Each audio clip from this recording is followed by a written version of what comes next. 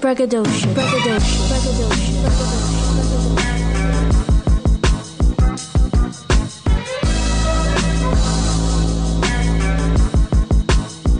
Braggadocio. Braggadocio. Braggadocio.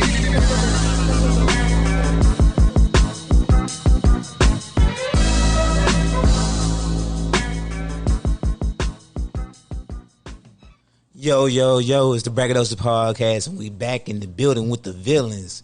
And I got a hard-hitting episode for y'all today. I got a special one, man. I got super stylists in Houston on here knocking down doors, you know what I'm saying? I'd rather you say your name because I know I'm going to mess it up. How y'all doing? It's What You Wearing ReRe on Instagram. Everybody calls me ReRe. What's up, Houston, Texas? What's up, Braggadocious? So what's the deal, you know what I'm saying? So, ReRe, it's your first episode. I'm fighting with a whole dog here, y'all. I'm so sorry, y'all. But Diamond is my new dog, and she decides not to act right. Bye. Go do something. Diamond is beautiful, though. She's such a pretty dog. Yeah, that's a badass right there. A lot of headaches. You know what I'm saying? Yeah, this is my first time ever being on anybody's podcast.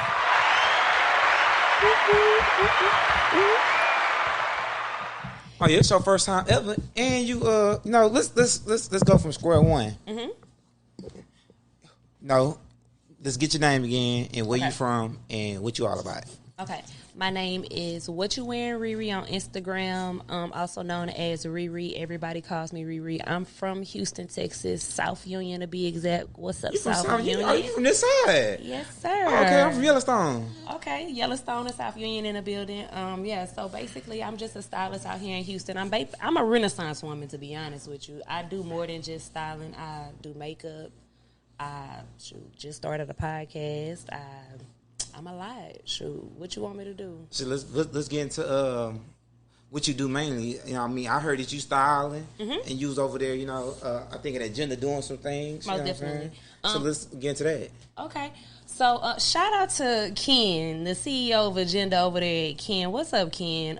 Shout out to him. He is actually the first person to ever put me in a store and say, I need you to make sure that all my customers, all my visual merchandising and all of that stuff is looking right. I started with Ken at Agenda when he was that was all the way when he was at the first store on the north side at Creek. What is that mall out there on the north side? Creek something? I don't even know. It was before he made it to the Galleria. Then I followed him to the Galleria. Every location in the Galleria, I worked with him there.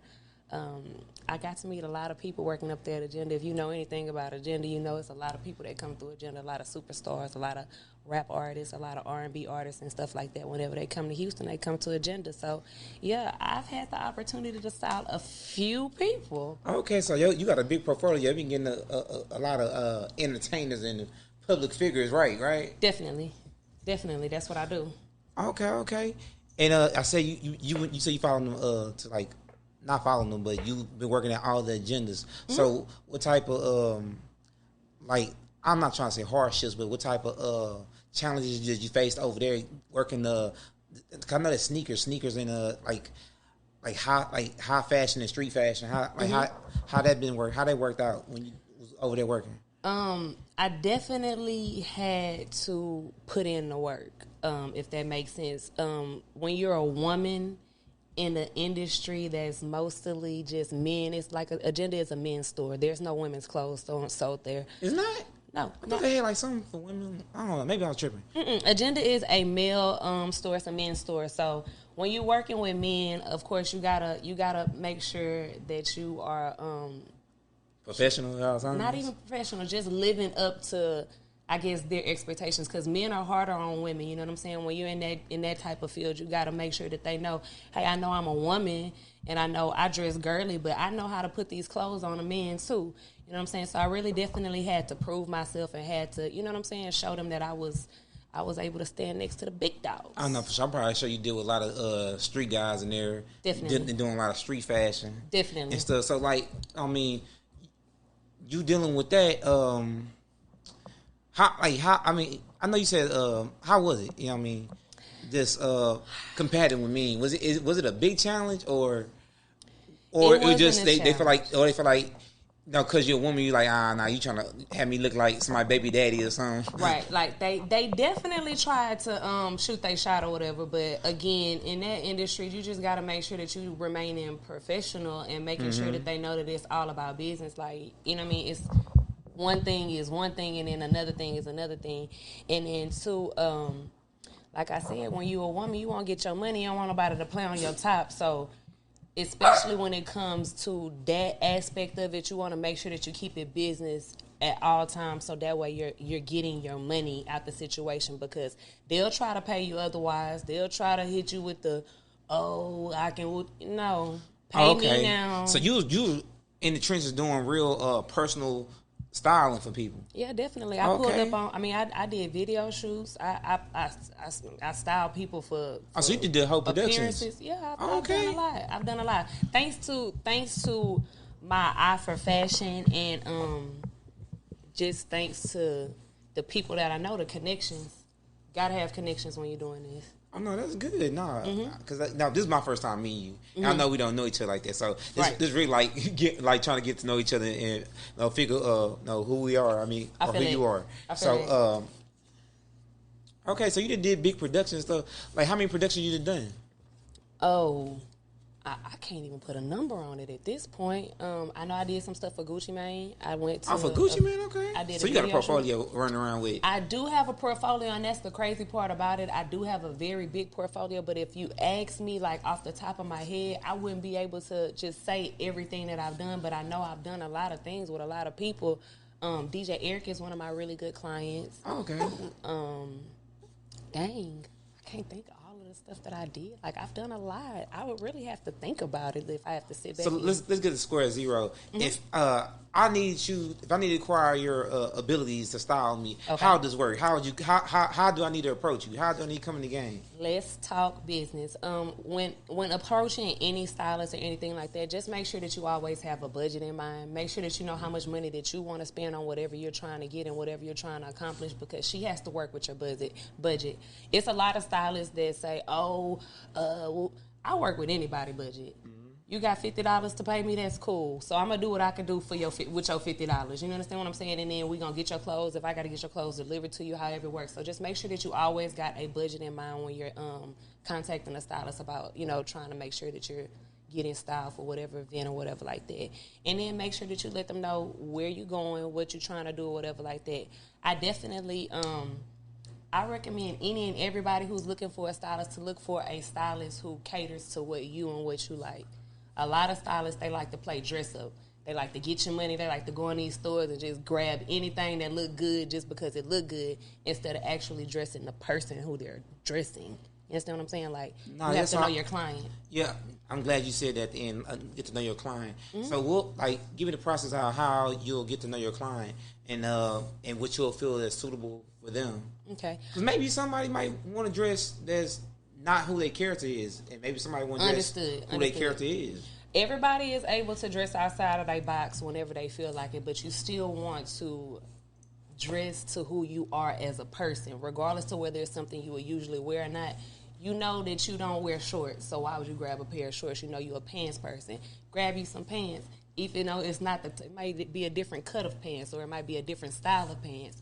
But you don't never want to step so far outside of your box to where you're feeling uncomfortable in what you're wearing. So when it comes to me and when I'm meeting a new client, somebody I've never met before, and they're reaching out to me, first thing I'm going to do is check their social media. That's the first thing I'm going to do. That's how you can, that's really the only way to get to know people nowadays anyway. Because nobody's supposed to sit up there and come and meet you and go out to have coffee with you or anything like that. So that's one of my biggest processes when I'm getting to know one of my clients, is making sure that I'm going to their Instagram page and figuring out their lifestyle, figure out what they like to do with themselves and stuff like that. When I'm talking to the client, of course, I ask their size, what stores they shop at frequently, what are the stores that you like to go to. Because I like to dress my clients to how they like to dress. I don't like to play dress up. If you ain't shopping at Saks on a regular, I'm not going to Saks to style you. Okay. You've never been in there. You know what I mean? No, okay. So you fit in the budget. I do. And who the characters are. That's cool. Mm-hmm. And so we touched on the character, like branding. Like I know you say if they ain't normally shopping at Saks, and you're not going to Saks. But what if they So how are we picking these brands? How are we picking up what's fitting nice and right? We just looking at the body, we looking at the shape. No, that's another thing about being a stylist. You have to be a fashion forecaster as well. You can't just call yourself a stylist because you know how to dress or you know what I'm saying. You have to know the latest trends. You have to know what's popping, and then you have to be able to look forward to the future and see what's going to be coming in the future as well. Like, that's one thing that I was really, really good at when I was going to school, because I did go to school for fashion. That was what school you went to? I went to HCC. What high school you went to? I went to Sterling. Oh, you the enemy. Damn. Not the enemy. South Union? Where y'all at? Stop playing. You trying to come for it? No, I went to Yakes. Oh, okay, because you from 3rd Ward. No, I'm from Yellowstone. Oh, okay, well, Yellowstone. Yeah, well, you was a little further up, Steve. Yeah. I was in South Union, so, we went down the other way. Okay, no, I got you. That's crazy, too. That's a whole nother story for another time. Y'all just don't know. Yellowstone, South Union, 3rd Ward, they 2-3 totally different places. Everybody try to put us together like we just right up there. We won. It's 3 different hoods, just so y'all know. Houston people know. What's up? But what were we saying? I got off subject. I don't know. I'm dealing with a whole criminal over here. I'm so hood. Criminal mastermind. I get to talking about the hood. I get to talking for days. Nah, for sure. But we was talking about pretty much and just like, the brand and stuff, and you have to be on top of like the latest brands and everything. Right. Like so you have to be on top of latest brands. You have to be on top of latest trends, and then you also have to know what people are wearing in the future. Like I said, fashion forecasting is something that's really, really important when you're a stylist. So how you keep up with it? How you know the wherewithal to be like? You know what? It have to be in you and not on you. In order to be a true stylist, like somebody who really, really does this. It's something that just really you know what I mean? Like you got to be stylish by nature. Right. You have to have that type. You have to have an excitement or you have to gravitate towards that type of stuff naturally.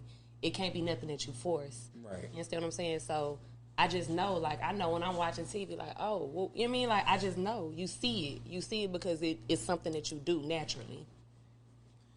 Gotcha. Okay, so we talking about brands, latest trends. Man, what's your opinion right now on the stack jeans?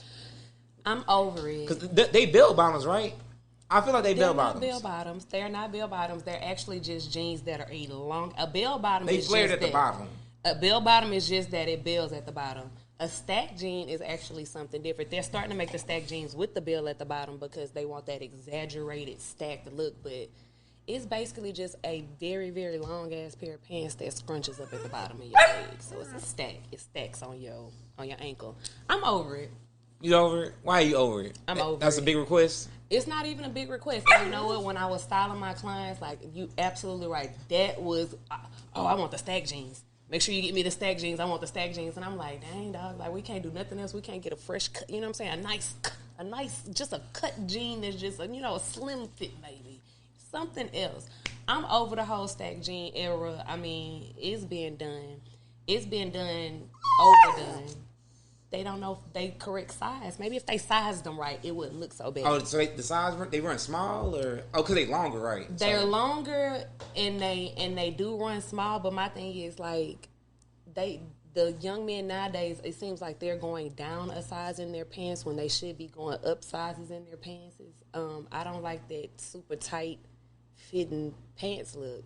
Well, no, we passed the era. So because I don't know, I seen it and it looked odd to me because they tight at the top, but they flared at the bottom. So I'd be confused. They tight at the top and they flare at the bottom. It's a very feminine silhouette, if you ask me. I'm over it. I would rather see a nice classic look on a man nowadays. You know what I'm saying? A nice straight leg jean, tailored like Wranglers, perfectly. Levi's. No Wranglers, no Levi's. No Wranglers, no Levi's. That's another tip. Stylist tip for the day. This y'all stylist tip for the day. Go get y'all clothes tailored. You don't have to buy it out the store, and it does not have to look like how it gets out the store. Like, you can take that stuff up there to the cleaners and tell them people to tailor that stuff to where it fits on your body perfectly, and you paying $7 or $8 to get something tailored. Oh, no, for sure. That is true. You know what I'm saying? So what else you tired of? What else am I sick of? Oh, my God, we can go on for days. Give me a couple. Let's go on for a couple days. Over them big-ass... Can I curse? Yeah, it's fine, yeah. I'm over them big-ass shoes. What big ass shoes? The Balenciagas. Oh, the dad shoes. And the McQueen and the Gucci. All the silhouette of the shoes nowadays are really, really, really big. very big and bulky. I don't like the big bulky shoes no more. I really feel like we can keep it classic. Let's just keep it classic. Can we bring it back to the classics? Can we bring it back to the simplicity of just being able to put on clothes and be stylish what you want to see? If you don't want the bulky shoes no more, what you want to wear? Like I said, the classic look. Like the more Air Force Ones are perfect. A pair of white Air Force Ones are perfect. That's perfect. So you and some regular G Nikes. That's it. Some regular G Nikes. Perfect. That's perfect. They go with everything. Tell me something that a pair of Air Force Ones don't go with. Super skinny jeans. Yes, they do. But that look bad. They look bad. They probably do. They doing it. That's why I'm over the whole skinny jean. I'm over the tight jeans. I'm over the tight jeans. Y'all need to start wearing y'all jeans to where they fit. They fit y'all. Okay, that's a tip for you guys out there. Wear some fitted jeans. But what the top? We talked about the bottom. We talked about the feet. What about the tops? When it comes to tops, like me, as far as it goes for me, like I always like I don't know. That's just me. That's just my style to keep it classy and then just how do you call it? Expand or expound or however you call it on those classics. Like if you got a white button-down t-shirt, don't necessarily have to be a white button-down t-shirt, you know what I'm saying? But just the classic look, but make it just add a little something to it, get a little flair to it. Maybe if you're doing, I just don't like the whole era where everybody's going above and beyond and going too far. Like we all don't have to walk around like we going to a damn pride parade. Like you can come, everybody can relax. Like, everybody can relax on the dressing. Like, the dressing can be a little bit more simpler. It doesn't have to always be... Over-exaggerated? Over-exaggerated. It's over-exaggerated nowadays. We can bring it back. Come on now. Y'all remember back in the 80s and the 90s, right? Yeah, but, I mean... I think we it's was going. fly. I think we circling around. I've been hearing people talking about wearing polo and stuff again. We was so fly, wasn't we? Yeah. Weren't we just a crisp, nice, just clean fly? That's it. I keep it simple, man. Give me a nice polo. Hello. You know, get some. I don't even know what you call them, chino pants, and that's it. You know what I'm saying? All right, but not necessarily like you going on an interview or nothing, but like you know what I'm saying, like just real simple and classy. Who keeps sending me these requests? Yeah, but as far as the style, like I said, but even though I have my preferences to how I feel like people should dress, when I come across a client, I'm not telling them that. I'm not, if he want to wear big shoes, who going to go find him the biggest pair of shoes is me. You understand what I'm saying? Like the big red boots? Hey, man. How many times you had to go find the big red boots? If that's what they want is the big red boots, I'm finding big red boots. Do they have them in purple? Do they got them in green? Let me get my They got a yellow pair coming out. They got the Croc big red boots. They got, yeah. That's gonna look crazy. Man, look, it look crazy now. That's another thing that I'm over. I'm over the trends. I'm over the quick fashion trends and the quick fashion. But the thing about it, you worked at the Agenda, and that's a like what they call it, consignment shop. It is it's a resale store. Oh, it's a resale store. It's a resale store, not a retail store. But y'all was a big resale store because y'all was in the Galleria night. A lot of people reselling so many shoes. The Galleria kicked us out of there. Yeah, I heard about that. Yeah, it was a big thing. It was, he made the news. I was like, what is going on? It was a big thing, man. Shout out to Ken over there at Agenda. They still ain't stopped that check, though, did they, Ken? I ain't. All right. Thank you. Remember, y'all got a brick and mortar now, right? A single location. It's off of Kirby. He's doing way better. But they still have the store in the Galleria, if I believe, but it's just closed at the Galleria now. Oh, okay. No more shoes. I don't know. I'm over the Galleria. I'm over the Galleria too. I'm so definitely over it. But at the same time, we are in Houston, Texas. Where else? I mean, that's like an international spot. So you like Where that's else? guaranteed like bank Galleria. Mm-hmm. But hey, you doing something good when they got to kick you out. Right. And you didn't miss a bill or nothing. Right. Hey, he ain't miss no Shout out rent. to all of the black-owned stores at the Galleria in Houston, Texas, man. Go support your black-owned businesses. Them people got some high rent up there at the Galleria. Nah, for sure. Straight up. You know what I'm saying? Surprise, motherfucker. You know what I'm saying? But, so we talked about the clothing and everything. And you say you do makeup and stuff too. Man, have you broke it down to? I know you styling. So you styling point was makeup and is haircuts and all that stuff included? No, I don't do nobody hair except no, for not mine. do nobody hair, but like a suggestion, like say, go get this. I mean, I have a network of anybody, anything. Like if I'm called for a photo shoot, what you need, a hairstylist, or you know what I'm saying? Like I got people who I can call who gonna pull up, who know I be about work and know it's about money if I tell them to pull up anyway. So yeah, I don't know. Like I said, it's just because I have so many connections in this industry and I've burned no bridges and I've tried to maintain professional in all of these different settings with people, I'm able to call people to come do stuff like that. So even though I'm not the person who's actually doing it, we're going to get the job done and the final look is going to turn out beautiful. It's going to be beautiful when we're done. The finished product is going to be lovely.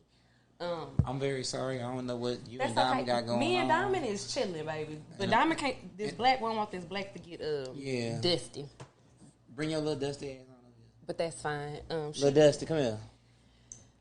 But yeah, like I said, it don't matter what they need done for whatever I pull up for. I'm gonna make sure that we got everything we need to make the finished product look immaculate. Nah, for sure.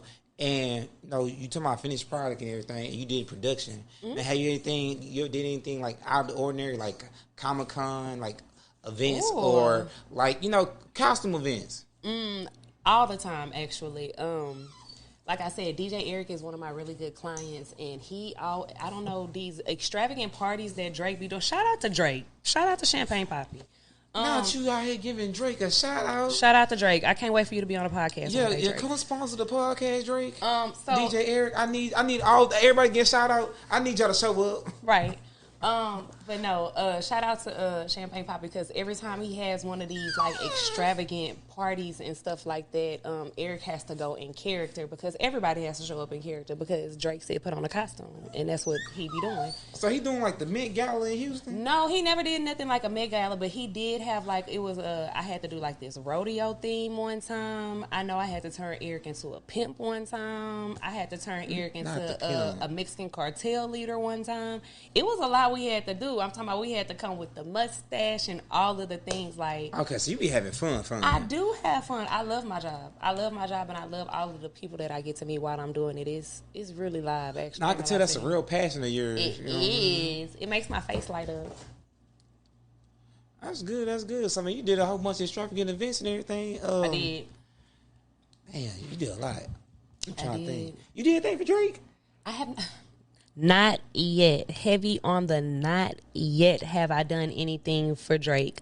I'm not really sure, though. I know I was requested to bring some things for somebody, and I don't know if it was actually Drake or not, but Eric was the one that told me to bring it, and I know that wasn't his size, and I knew that Drake was in town, and I know Drake like white Air Force Ones, and I was like, oh, I want to. Who doesn't like white Air Force Ones? That's a wide range right there.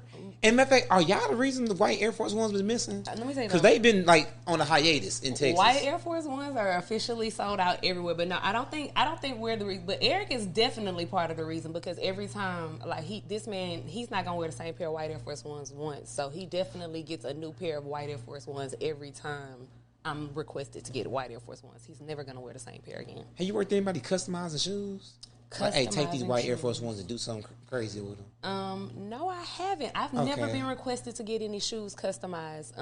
Not Air Force Ones either. I did have a client one time for her daughter's birthday. I had to customize some Converse for her, and they came out cute. But I mean, I'm not a professional shoe anything, so all we did was put some rhinestones on them. Hey, something better than nothing, right? Right. The finished look was immaculate, like I said. Okay. So we got into the career. Mm-hmm. Got into a little bit where you from. Mm-hmm. You went to Sterling. Did. How that went? Sterling was cool. Let's find about your high school history. How that went? Sterling you made good cool. grades. I was bad. You was bad. I was not. I'm not gonna say that I didn't make good grades. I was very smart. I was very intelligent. I was very intellectual. But as far as being a model student, I was not.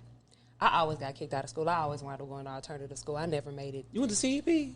You a CP warrior? Yes. I never made it through one school year of school without getting kicked out and sent over there to alternative school. So there's that. Shout out to Sterling. Look at me now, bitches. Hey, you doing it up. You doing it up. Your class probably looking crazy right now. Look at me now, bitches. You know what I'm saying? So your high school career. So what year you came out? I was supposed heavy on the supposed to graduate in 2004, but I dropped out my 11th grade year. I had got pregnant. It's a whole thing. Anyway, but yeah, I went to HCC, got my GED, started college and all of that from there. So, like I said, shout out to HCC. That's good. And what you studied at HCC? Visual merchandising. Oh, visual. Oh, so you went to school for this? Yes, I went to school for this. So you just own the path. I'm supposed to do this. I'm supposed to be famous. I'm supposed to touch a lot of masses. Nah, speaking to this, I'm supposed to be a millionaire. I'm supposed to do all of the things. That's the thing about. A couple dollars, you know what I'm saying? I don't have the $1 million quite yet. Not quite yet. We're still waiting on that. God, speaking to this, slide it to me. We're waiting on that deposit to hit. That's all we waiting on, that deposit to clear. You know. But yeah. What was we saying? What was I saying? Your high school career and how you went through. Right. So we coming up in life and you shitting on your friends. Right. So we went to HCC. I originally started going to HCC for business management. That's what I started. Okay. A lot of people go for business management. That's cool. Right. Business management was cool. Like I said, I learned a lot of things. So I was able to get the business management experience and then finish out with the visual merchandising experience. So with those two, I was like, shit, let's make some money off of this. Mm-hmm. And that's what I did. That's good. So how? Give me insight on like how visual merchandising work. Visual merchandising is a pain in the ass, to be honest with you, because it kind of stifles your own creativity a little bit. Because when you actually I worked for Forever 21 as a visual merchandiser. Mm-hmm. They sent me to New Orleans. I started in Houston, and then they sent me to New Orleans because they were opening a new store in New Orleans. Oh, for like work? Mm-hmm. Oh, that's cool. And when I got to the store in New Orleans, they actually just made me the manager of visual merchandiser because literally it was like a brand new store, no employees. Oh, yeah. So they needed management. They needed all of the things. So career-wise, that was up. Right. It was up, but like I said, it was a pain in the ass because it's not like you get to decide what the store is going to look like or the outcome of the store. It's like they send you a planogram with so many different instructions and stuff on it, and then they execute, and it better look just like this picture when you're finished.